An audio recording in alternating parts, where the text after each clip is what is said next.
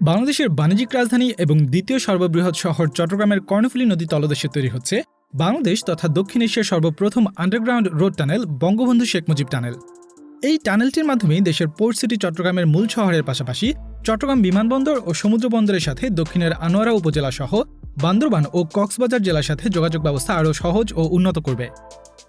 টানেলটিকে ঘিরে কর্ণফুলী নদীর দুই প্রান্তেই ইতোমধ্যে ব্যাপক শিল্প উন্নয়ন কার্যক্রম এবং ইপিজেড নির্মাণের কাজ চলছে, যা দেশের অর্থনৈতিক উন্নয়নে গুরুত্বপূর্ণ ভূমিকা পালন করবে। এছাড়া ঢাকা থেকে দেশের অন্যতম পর্যটন নগরী কক্সবাজারের দূরত্ব কমাবে এই টানেল, যে কারণে বিশেষ পরিবর্তন লক্ষ্য করা যাবে সেখানকার পর্যটন খাতেও। আমাদের আজকের ভিডিওতে আপনাদের জানাবো বঙ্গবন্ধু শেখ মুজিব টানেলের অর্থনৈতিক ইম্প্যাক্টগুলো সম্পর্কে। আমাদের আজকের ভিডিওর স্পন্সর টেন স্টুডিও। যে কোনো প্রোডাক্ট বা ব্র্যান্ড প্রমোশনের জন্য ভিডিও কন্টেন্ট সবচেয়ে ইফেক্টিভ একটি টুল, যার জন্য প্রয়োজন একটি ক্রিয়েটিভ টিম।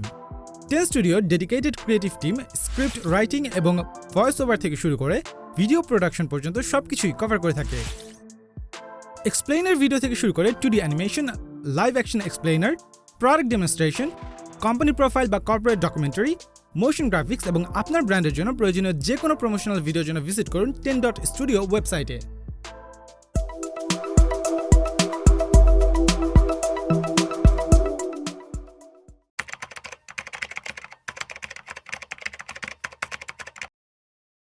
কর্ণফুলী নদীর মাঝামাঝি 150 ফিট গভীরে বাংলাদেশের সর্বপ্রথম টানেল নির্মাণের কাজ শুরু হয় 2019 সালের 24শে ফেব্রুয়ারি।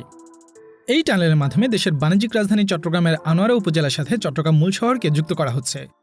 টানেলটি মূলত চীনের সাংহাই শহরের আদলে চট্টগ্রাম শহরকে 1 সিটি 2 টাউন মডেলে রূপান্তরিত করবে।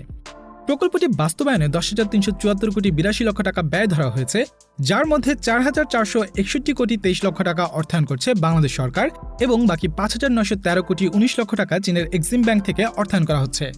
প্রকল্প বাস্তবায়নের পর থেকে আগামী 20 বছরে 2% ইন্টারেস্ট সহ এই অর্থ পরিশোধ করবে বাংলাদেশ সরকার। এই প্রকল্পটি বর্তমানে চীনা ঠিকাদারি প্রতিষ্ঠান China communication and construction company limited এবং বাংলাদেশ সেতু বিভাগ সম্মিলিতভাবে বাস্তবায়ন করছে। দুটি টিউবে মোট 4 লেনের এই প্রজেক্টটির মোট দৈর্ঘ্য 9.47 কিলোমিটার হলেও মূল টানেলের দৈর্ঘ্য 3.4 কিলোমিটার, যেখানে শুধুমাত্র টিউবের দৈর্ঘ্য 2.45 কিলোমিটার এবং টানেলটির ভেতরের ব্যাস প্রায় 11 মিটার। এছাড়া টানেলটির দুই প্রান্তে 5.35 কিলোমিটারের অ্যাপ্রোচ রোড এবং 727 মিটারের ওভারব্রিজও তৈরি করা হচ্ছে। 2022 সালের ডিসেম্বরের মধ্যে টানেলটি সর্বসাধারণের জন্য উন্মুক্ত করে দেওয়ার লক্ষ্যে কাজ করা হচ্ছে। টানেলটি তৈরি হয়ে গেলে চট্টগ্রাম শহরের সাথে আনোয়ারা, বাঁশখালী, পটিয়া ও চন্দনাইশ সহ কক্সবাজার জেলার যোগাযোগ ব্যবস্থা আরও দ্রুত এবং সহজ হয়ে উঠবে।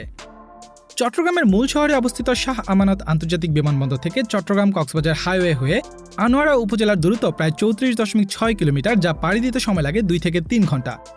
অন্যদিকে বিমানবন্দর থেকে বঙ্গবন্ধু টানেলের দূরত্ব মাত্র 2 কিলোমিটার, যা ফুলি ফাংশনাল হওয়ার পর সেটি ব্যবহার করে বিমানবন্দর থেকে আনোয়ারা পৌঁছতে সময় লাগবে মাত্র 30 মিনিট। প্রকল্পটির কাজ সম্পন্ন হওয়ার পর চট্টগ্রাম এয়ারপোর্ট, চট্টগ্রাম বন্দর ও পতেঙ্গা আনোয়ারা সংযোগের পাশাপাশি আন্ডার কনস্ট্রাকশনে থাকা বে terminal, Mirsarai economic zone, CUFL, Karnaphuli fertiliser company limited, China EPZ এবং কক্সবাজার কোল পাওয়ার প্ল্যান্টে যাতায়াতের জন্য টানেল এবং এর অ্যাপ্রোচ রোডের ব্যবহার করা হবে, যা একই সাথে যাতায়াতের সময় ও খরচ উভয়ই কমিয়ে আনবে। অন্যদিকে চট্টগ্রাম শহর থেকে পর্যটন নগরী কক্সবাজার পর্যন্ত দুটি ভিন্ন রুটের দূরত্ব যথাক্রমে 148 কিলোমিটার এবং 152 কিলোমিটার। এছাড়া ঢাকা থেকে সড়কপথে কক্সবাজারের দূরত্ব 398 কিলোমিটার, যা পাড়ি দিতে প্রায় 9 ঘন্টার মতো সময় লাগে। বঙ্গবন্ধু টানেল ব্যবহার করে ঢাকা থেকে কক্সবাজারের এই দূরত্ব আরও অন্তত 50 কিলোমিটার কমে যাবে। দেশের সর্বদক্ষিণে অবস্থিত কক্সবাজার জেলা বাংলাদেশের পর্যটন নগরী হিসেবে সমাদৃত, কেননা পৃথিবীর সর্ববৃহৎ প্রাকৃতিক সমুদ্র সৈকত কক্সবাজারে প্রতি বছর প্রায় 1 কোটি পর্যটক ভ্রমণ করে, যার 17% লোকাল টুরিস্ট। তবে ঢাকা কিংবা দেশের উত্তর পশ্চিমাঞ্চল থেকে এই পর্যটন নগরীতে পৌঁছতে অনেক লম্বা পথ পাড়ি দিতে হয়। এছাড়া কক্সবাজারে কোনো ইন্টারন্যাশনাল এয়ারপোর্ট না থাকায়, এমনকি চট্টগ্রাম বিমানবন্দর থেকে কক্সবাজার বিমানবন্দর পর্যন্ত সরাসরি কোনো ফ্লাইট যাতায়াত করে না বিধায় ফরেন ট্যুরিস্টদের অনেক সময় চট্টগ্রাম বিমানবন্দর থেকে সড়ক পথেই কক্সবাজারে পৌঁছতে হয়, যা বেশ সময় সাপেক্ষ। বাংলাদেশ ব্রিজ অথরিটির একটি তথ্যসূত্রে কর্ণফুলী টানেলটি পুরোপুরি ফাংশনাল হলে চট্টগ্রাম শহর থেকে কক্সবাজারের দূরত্ব প্রায় 15 কিলোমিটার কমে যাবে, যা ট্যুরিস্টের সময়ের পাশাপাশি যানজটের ভোগান্তি কমাবে, যা কক্সবাজারের পর্যটনকে আরও সমৃদ্ধ করতে সহায়তা করবে। কক্সবাজার ছাড়াও কর্ণফুলী টানেলের ফিজিবিলিটি রিপোর্টে লেটেস্ট ডেভেলপমেন্টের অধীনে কর্ণফুলী নদীর পূর্ব প্রান্তের পার্কির চর এবং পশ্চিম প্রান্তের দক্ষিণ পতেঙ্গায় রিক্রিয়েশনাল অ্যাক্টিভিটির জন্য প্রপোজ করা হয়েছে। পার্কের চর এলাকায় প্রায় 1700 একর জমিতে coastal related tourist facility development, existing Patenga sea beach upgradation এবং আরও নতুন সাইট ডেভেলপমেন্টের কথাও এই রিপোর্টে তুলে ধরা হয়েছে।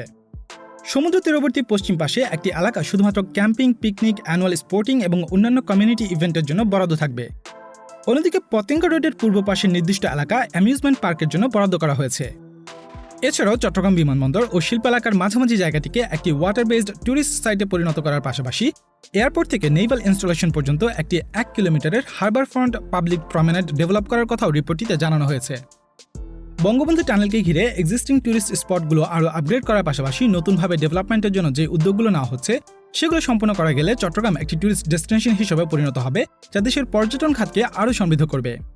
ট্যুরিজমের পাশাপাশি বঙ্গবন্ধু টানেলের কারণে চট্টগ্রামে বিশেষ শিল্প উন্নয়ন কার্যক্রমও চলছে। বঙ্গবন্ধু টানেলের ফিজিবিলিটি টেস্টের রিপোর্ট অনুযায়ী চট্টগ্রাম শহরে বর্তমানে 6055 একর ইন্ডাস্ট্রিয়াল এরিয়ার মধ্যে 5188 একর জমি কর্ণফুলী নদীর পশ্চিমে এবং মাত্র 867 একর জমি পূর্ব তীরে অবস্থিত।